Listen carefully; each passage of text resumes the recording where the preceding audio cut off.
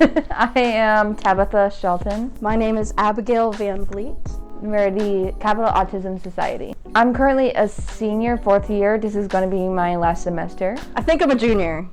I'm currently a major in creative writing. Currently it's art therapy, psychology, and theater.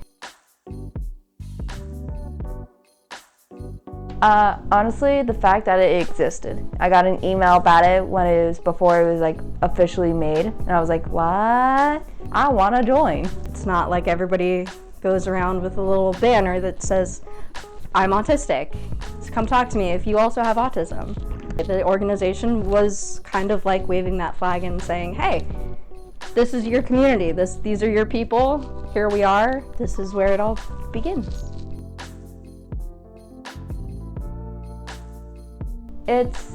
I'm actually not too sure of how to answer this question, mostly because it's been a part of who I am for pretty much as long as I can remember.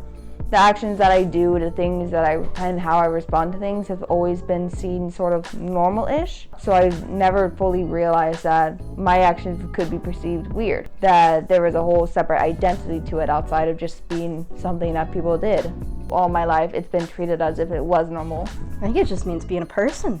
I think that everybody's neurodivergent. It's all a spectrum of wherever you fall into what makes you happy. I don't know, I think it just means being a regular person.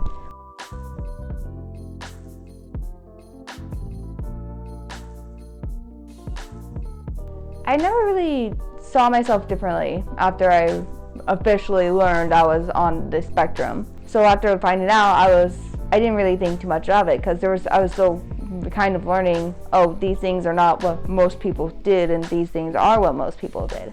And I was slowly learning after that point that, hey, these things that I do are things that I do because I'm on the spectrum, not because I'm just a person and that's just what everybody does. So I thought there was no reason to be quiet about it because there's nothing to be ashamed of. Well, when I was a kid, in elementary school, there were special needs children and they were in a different classroom. And it was a very sort of marked difference, and that's what the expectation was, is that if you acted like that, if you were somewhat nonverbal, if you were, really low functioning or just had a lot of executive functioning delays, then you were part of this class.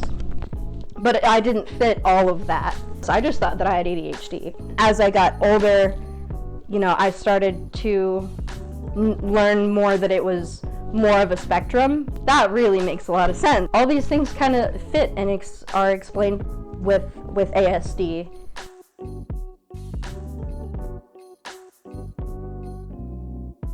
For one, it's from my experience from talking to people in the org and talking to people that I'm interacting with, is that it's not easily seen. Because a lot of them are like, oh, this is not normal, so they hide it in a way.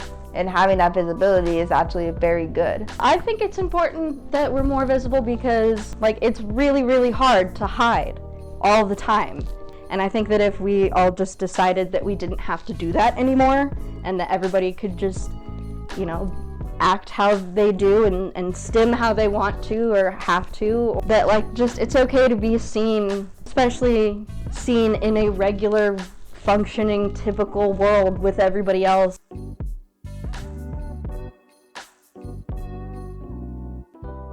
It's definitely going to make a massive impact in the sense that if people are questioning whether they're on the spectrum or if they're neurodivergent, if they have certain specific things, then the org is a great place for them to start out.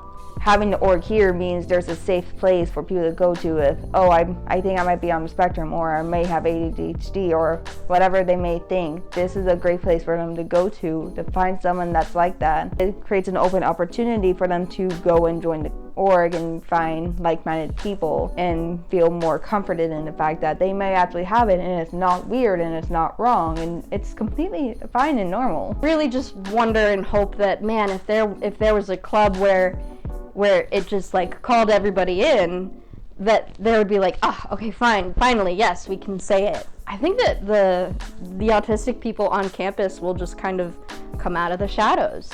And I think that that's a really awesome thing for any college campus. And I think it's really, really awesome for Columbus, like for Central Ohio.